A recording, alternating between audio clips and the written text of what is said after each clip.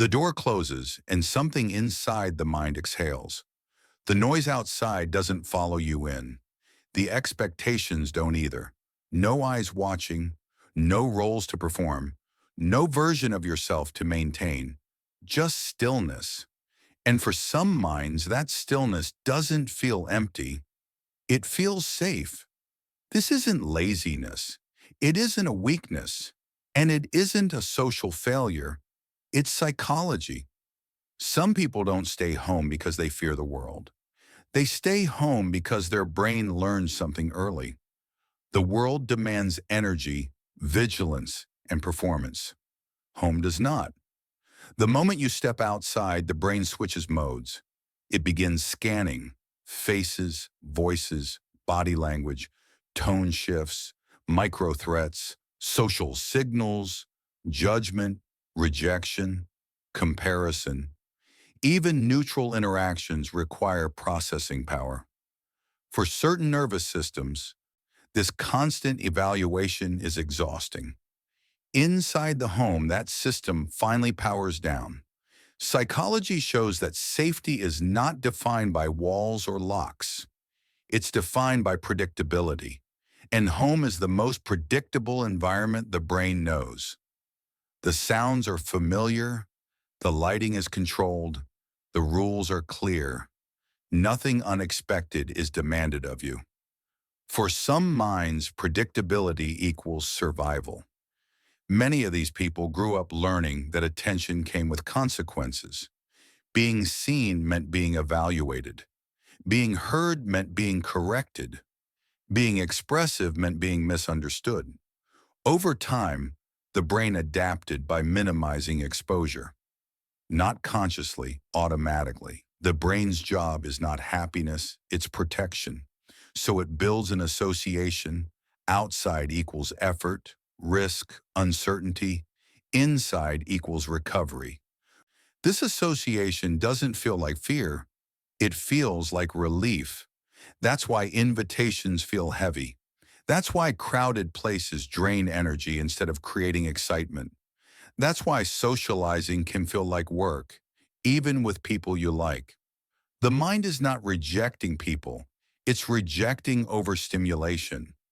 Modern psychology calls this sensory and cognitive load. Every interaction requires decoding. What do they mean? How should I respond? What version of myself is acceptable here? For some brains, this process never becomes automatic. It remains conscious, effortful, tiring. Home removes the need to decode. At home, the brain doesn't have to perform identity maintenance. There's no audience, no feedback loop, no correction. The nervous system relaxes because it's no longer anticipating response. This is why staying home often feels productive even when nothing productive happens. The brain is repairing itself. Another factor is control. Outside environments are negotiated spaces. You share them. You adjust. You compromise. You adapt. Inside, control is absolute. Temperature, noise, timing, movement, silence. Everything responds to you. For a mind that has spent years adapting to others, control feels like oxygen. This is especially true for people who were emotionally hyper-aware growing up. The ones who learned to read moods before speaking, who adjusted themselves to maintain harmony, who learned that being easy was safer than being authentic. Those minds don't relax in groups. They monitor. Home is the only place monitoring stops. There's also memory involved. The brain stores emotional experiences, not as stories, but as bodily states. If past social environments carry tension, judgment, or pressure, the body remembers that, even if the conscious mind doesn't. So when you prepare to go out, the body reacts first. Tightness, fatigue, resistance.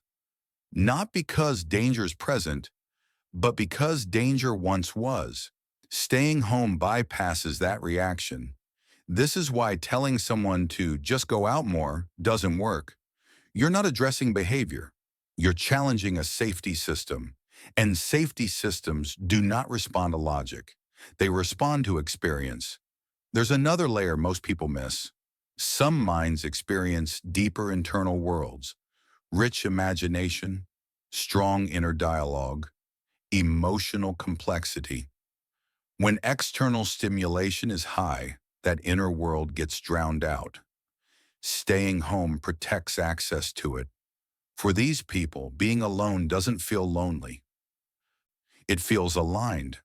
The problem isn't that they avoid the world. It's that the world is structured for louder nervous systems, ones that recharge through stimulation, novelty, and external validation. Quiet minds recharge through reduction.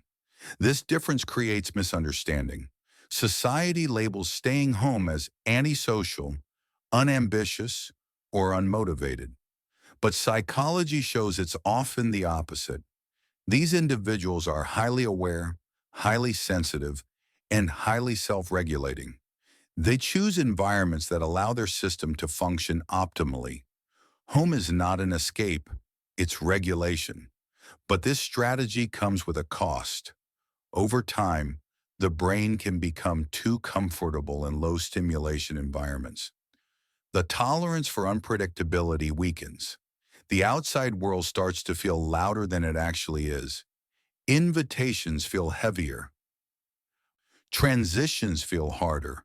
Not because the person is changing, but because the nervous system has narrowed its comfort range.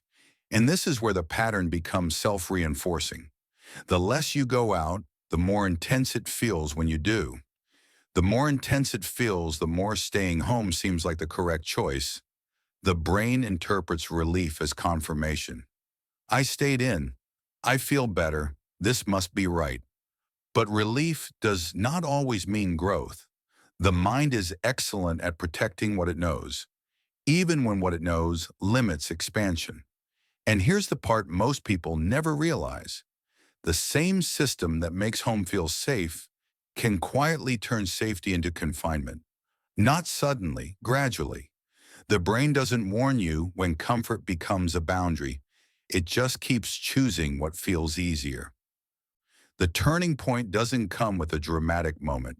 It arrives quietly. One day, the mind notices that safety has become a ceiling. The same walls that once restored energy now absorb it. Comfort starts feeling flat. Stillness turns into stagnation. Not because home changed, but because the brain outgrew the version of safety it once needed. Psychology shows that true regulation is not about avoiding discomfort forever. It's about expanding the range in which the nervous system can remain calm.